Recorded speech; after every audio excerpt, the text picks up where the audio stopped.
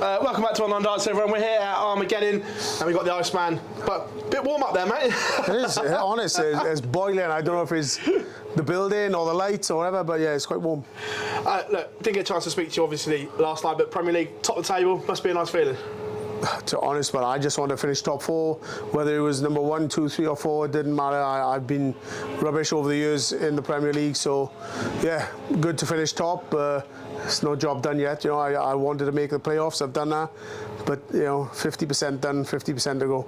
Strange night because you had a double job to do. Obviously, one to try and top the table, but two, you were sent out to bat for your World Cup teammate in the semi-final. Yeah, no, obviously Johnny's a good friend, Nathan's a good friend, but I was out to win 10 grand. You know, I went out to help anybody, but I just try and win 10 grand for myself. And lucky for Johnny and unfortunately for Nathan that I managed to pip Nathan in the semi-final. But you know, it is what it is, and Johnny's a good friend, but I was in that game for myself, and like I said, it was fortunate that I was to pip Nathan and get Johnny into the semis. Did Johnny drop you a WhatsApp afterwards?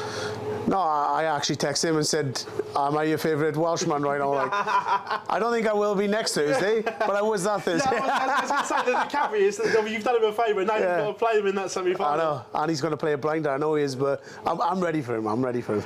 You can see by the smile on your face, look, you openly admitted you didn't like the Premier League, but you seem to have worked it out now in terms of a lot of things within your game. You seem in a really good place, and you must go to the O2 full of confidence right now.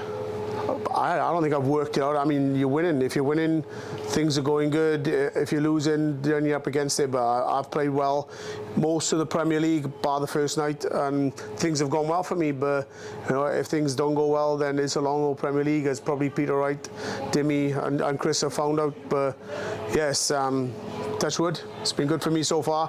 One more night to go. It's interesting. We spoke to Michael Smith last week when he obviously won his third night in a row, and we were talking about the race for finishing top, and he said, look, Gazzy has been the best player across the 16 weeks. That must fill you with confidence in one way, but also knowing that your rivals in the back of your head, knowing that you've been the best across that period as well. Yeah, I think I made 9 or 10 finals out of the 16, and I bombed a lot of them. You know, I only won 4.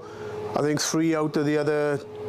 No, I think I made 9, was there? So 3 out of the other 5 I threw away. You know, I should have won those 3, so I could have won 7 out of 16, over 50%. So yeah, my game's in a good place, and not only do I know that, but obviously the 4 that are left in, they know that I'm playing well.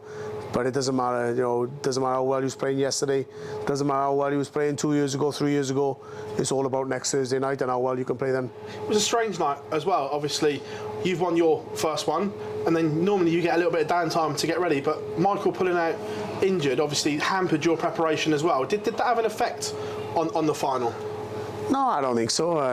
No, whether I'm playing straight away or 20 minutes, 30 minutes, you still got to go up there and throw darts. It doesn't matter really, but it's just unfortunate, you know. Some places you go, not only me this week, but Dimmy had it, Nathan had it, was a couple of the boys. I mean, people pay their money to come and watch some darts and watch good quality darts. I just don't understand why they spoil it. Not just me, but for every other player. It's a pity, you know. We're up there trying our best, putting on a performance. We all want to win. We all want to put on a performance for the crowd. 8, 9 darters, 10 darters, 11 darters, play as best we can. But they pay their money just to put us off and make us play absolute rubbish. I really don't understand it. It didn't make any sense because you got it once, Dimmy got it. Yeah. It was like you honestly, had barrels all the time, but last night it was weird. Yeah, that's what I mean. Are they dart fans, or are they just people there just to have a good night on the beer and enjoy themselves and don't really care what happens in the darts? And I think that's what the crowd is lately, and it spoils it really, not just for me but for every other player, and it's a pity. Last one before I let you go and do your photos, strange one as well, MBG getting injured last night. What's the atmosphere in the practice room like? Because dart players getting injured during the game is something we don't see very often. Yeah, but you know, Michael knows his body, he knows if he was injured or if he had a little niggle. Whether it's serious or not, I don't think so, but he just was cautious and he done the right thing, just pull out. I don't know if he's going to play in the Pro Tours this weekend. Probably best if he doesn't, and then just get himself ready for next week. I mean, he might just have a little niggle. I don't think it's anything serious, but he just needs to look after himself ready for next week. Gazzy, pleasure as always, champ. No worries.